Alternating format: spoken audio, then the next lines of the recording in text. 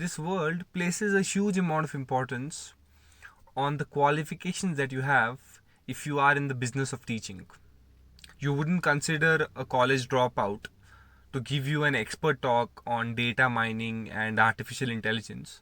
But if that college dropout is the owner of the biggest social media platform in this world, then probably he's pretty high up on your guest list. And that's a fair expectation.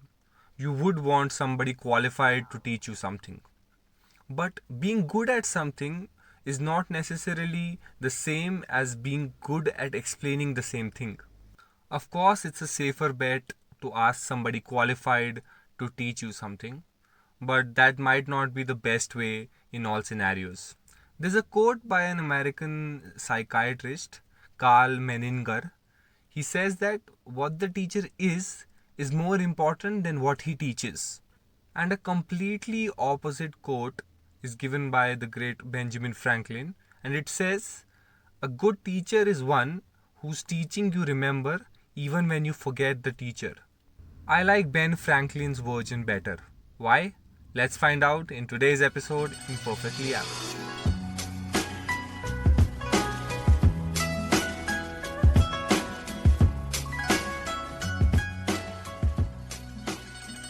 To understand this concept of the teaching of a teacher being more important than the teacher itself, we have to understand two key concepts. One, what constitutes a great teacher?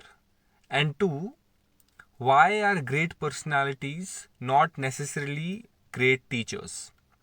Think of any good teacher that you had in your school or college. I'm talking about people that knew how to teach, not people that liked you, praised you in front of the whole class, and you were their favorite. All of them would have a common trait. They all would never spoon feed the answer, but would let you work out and reach the solution by yourself, like any good interviewer. The interviewer would ask you questions not in a yes or no format, but in a why and how format. That teacher that had a lasting effect on you. These teachers had a feeling that was attached to them. You remember the feeling several years after, even after you forget what they teach. A side effect of this not spoon feeding and letting you work out the solution by yourself is that you get the pride at the end of it. Even if the teacher has guided you several times during the solution, at the end you feel like you have answered the question by yourself. And this confidence is very important in the development of the understanding of concepts.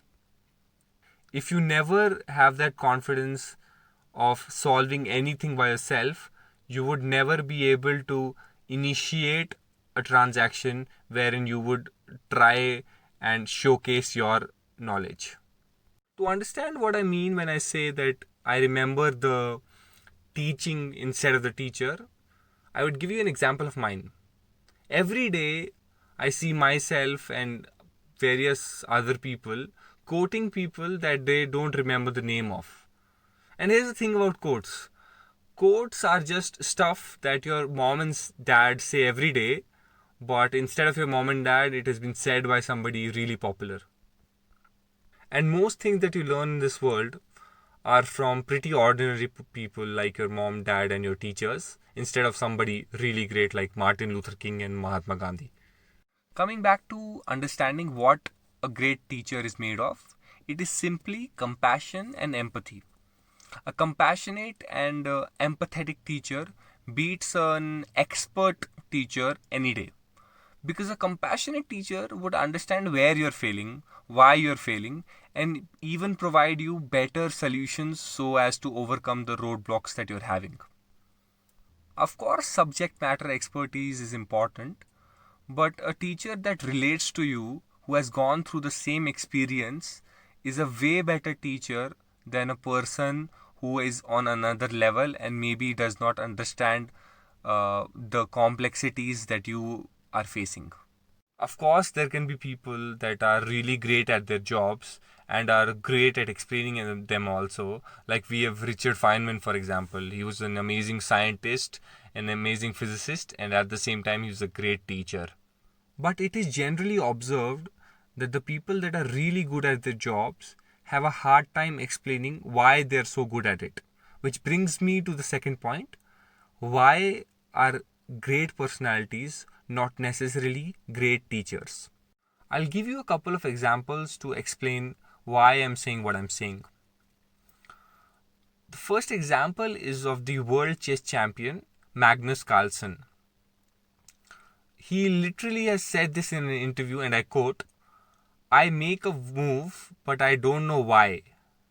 That to me sounds like a person who would not be really good at teaching chess. And a similar thing can be observed with a lot of different people that are really good at their jobs. Like, for example, Elon Musk. Elon Musk is arguably the greatest mind that is living in the current 21st century. But if you see any of his interviews, you would see that he's not really great at explaining the stuff they're doing and why they're doing it as eloquently as some other people in the field might be.